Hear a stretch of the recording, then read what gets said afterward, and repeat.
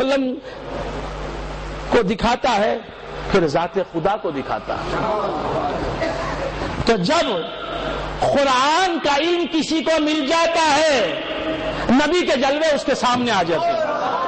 زمین میں اسے نبی کا جلوہ دکھائی دیتا ہے، آسمان میں اسے نبی کا جلوہ دکھائی دینے لگتا ہے، چاند میں اسے نبی کا جلوہ دکھائی دیتا ہے، سورج میں اسے نبی کا جلوہ دکھائی دیتا ہے، ہر ذرے میں اسے مصطفیٰ کے جلوے دکھائی دیتے ہیں، ہر جلوہ اسے اس کی آنکھوں کے سامنے مظہر نبی بن جاتا ہے۔ لہذا جہاں نبی نظر آئے وہاں ہر زحمت گئی، رحمت آ گئی۔ الرحمن علم القرآن، قرآن جب سمجھ میں آ جاتا ہے، قرآن کی حکمتیں جب سمجھ میں آ جاتی ہیں، قرآن کے اسرار و رموز جب سمجھ میں آ جاتے ہیں، قرآن کی تفسیر جب سمجھ میں آ جاتی ہے، قرآن کے معانی اور مضمرات جب سمجھ میں آ جاتے ہیں، تو انسان روتا نہیں مسکراتا ہے، انسان ماتم نہیں کرتا، رقص کرنے لگتا ہے، رقص میں آ جاتا ہے کہ ارے جس نبی کو ہم نے سمجھا تھا کہ پردہ کر لیا، اس نے پردہ کہاں کیا؟ ارے ہر شے پردے میں، اور بے پردہ ہے تو عبداللہ کا پوت آمینہ کا چایا بے پردہ ہے۔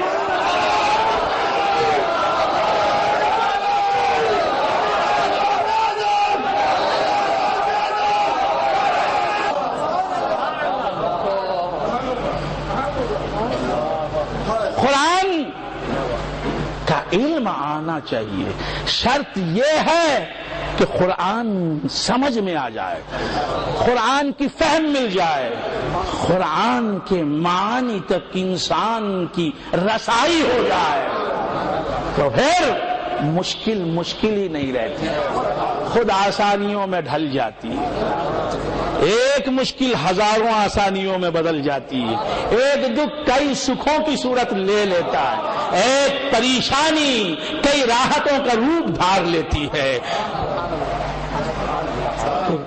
جہاں نبی کا جلوہ ہی سامنے ہے، جہاں زمین نظر نہیں آ رہی ہے، آسمان نظر نہیں آ رہے ہیں، شمس و قمر کی طلعتیں دکھائی نہیں دے رہی ہیں، ہوائیں اور موسموں کا وجود نظر نہیں آ رہا ہے، کوئی دکھائی نہیں دے رہا ہے، روح کا عالم ہے، کائنات تمام کی تمام معدوم ہے، اور مصطفیٰ کا جلوہ ہے جو بشکل زمین ہے، بشکل آسمان ہے، بصورت شمس و قمر ہے، ہر جگہ حضور ہی کا جلوہ ہے۔ وہاں زحمت کا کیا سوال ہے؟ وہ جو دل ہو جلوگاہ ناز اس میں غم نہیں ہوتا، جو دل ہو جلوگاہ ناز اس میں غم نہیں ہوتا، اور جہاں سرکار ہوتے ہیں وہاں ماتم نہیں ہوتا۔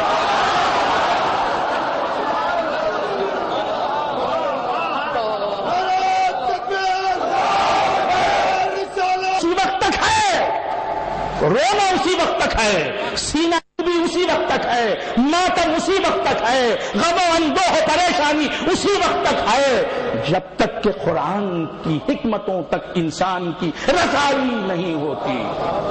انسان جب تک قرآن کے علم سے نابلد ہوتا ہے، بے بہرا ہوتا ہے، جاہل ہوتا ہے، جہالت کی تاریکیوں میں بھٹکتا رہتا ہے، اس وقت تک ماتم گناہ رہتی ہے اس کی ہستی، اس وقت تک وہ روتا رہتا ہے، اور جب قرآن کھلنے لگتا ہے تو مصطفیٰ کی تجلیاں سامنے آنے لگتی ہیں۔ عبس وتولی ان جاءہ الأعمى، قرآن کیا کہہ رہا ہے؟ پورے قرآن میں مصطفیٰ کی تعریف کے سوا اور کچھ ہے ہی نہیں، پورے قرآن میں حضور کی مدحت کے سوا کچھ ہے ہی نہیں۔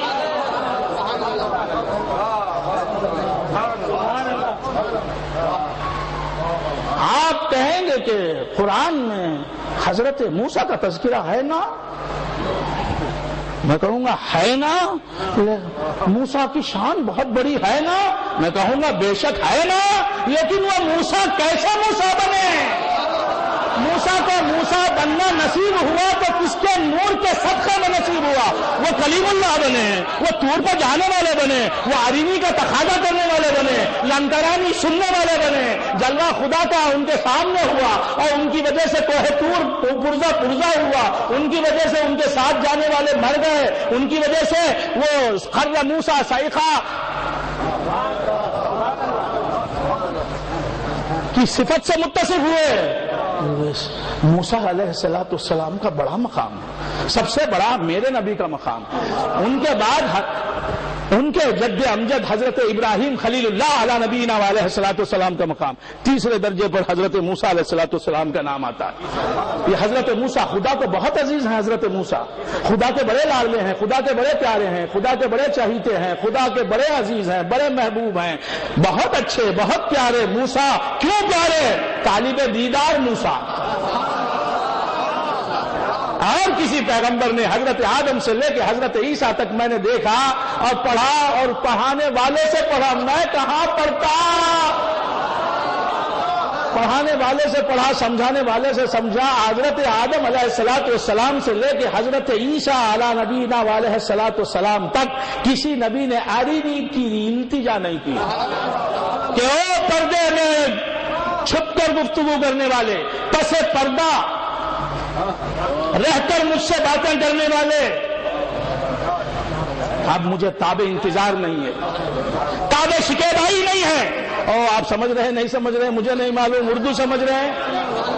تابع شکیبائی کہاں؟ سب سمجھنے والے ہیں؟ ہاں سمجھنے والے ہیں نا، اللہ سلامت رکھے۔ ہاں تو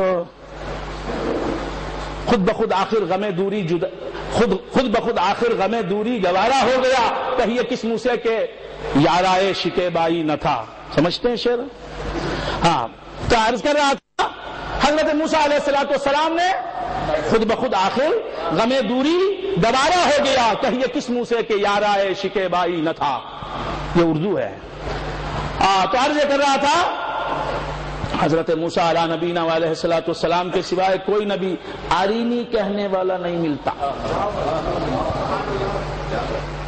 ملتا ہے کیا؟ آپ سمجھ رہے ہیں میری زبان؟ You are following my language? Following all of you? ہاں تو عرض کر رہا تھا کوئی نبی، حضرت آدم، حضرت شیش، حضرت ادریس، حضرت الیاس، حضرت خضر، ایک حضرت موسیٰ ہیں، ایک حضرت موسیٰ ہیں بالراست اللہ تعالی سے باتیں کرنے والے، ڈائریکٹ باتیں کرنے والے۔ تو سمجھ میں آ رہی بات؟ جی باتیں کرنے والے، بالراست باتیں کرنا ابتدا ہے، ڈائریکٹ اللہ سے بغیر کسی وسیلے اور ذریعے کے باتیں کرنا یہ ابتدا ہے، اور ڈائریکٹ اللہ کو دیکھنا یہ انتہا ہے۔ موسیٰ سے ابتدا ہوتی ہے، محمد رسول اللہ صلی اللہ تعالی علیہ وآلہ وسلم پر انتہا ہوتی ہے۔ ابتدا بھی قابل تعریف ہے، انتہا کی تعریف ہم کیا کریں؟ خدا خود کہتا ہے ما زاغ البصر وما طغى۔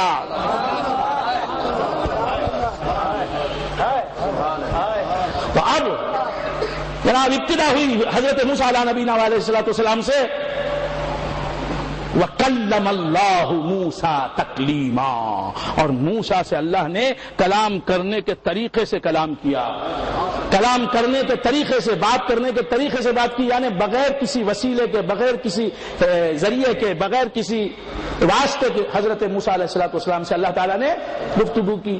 گفتگو ہوتی ہے شوق کو بھڑکانے کے لیے۔ میرے خیال سے آپ لوگ بیزار ہو گئے۔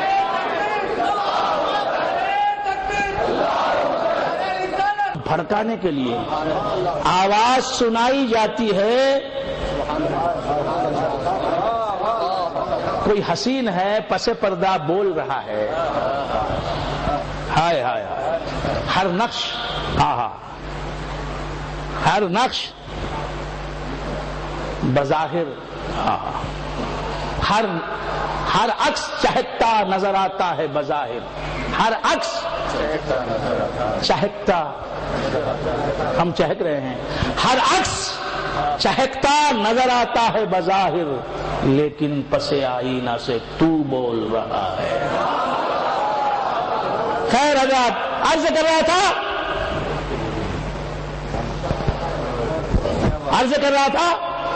کیا عرض کر رہا تھا جی، حضرت موسیٰ علیہ الصلوۃ والسلام کہ اللہ نے تعریف کی، وَكَلَّمَ اللَّهُ مُوسَىٰ تَكْلِيمًا، اللہ سے موسیٰ نے ڈائریکٹ بات کی، کسی فرشتے، کسی ذریعے کو بیچ میں نہیں رکھا، واسطہ جبریلی کو بھی ہٹا دیا. یہ موسیٰ ہے. یہاں سے ہم ڈائریکٹ کی ابتدا کرتے ہیں, انڈائریکٹ کو ختم کرتے ہیں ڈائریکٹ. اب یہ سب ڈائریکٹ جانے لگے. موسیٰ علیہ السلام بھی ڈائریکٹ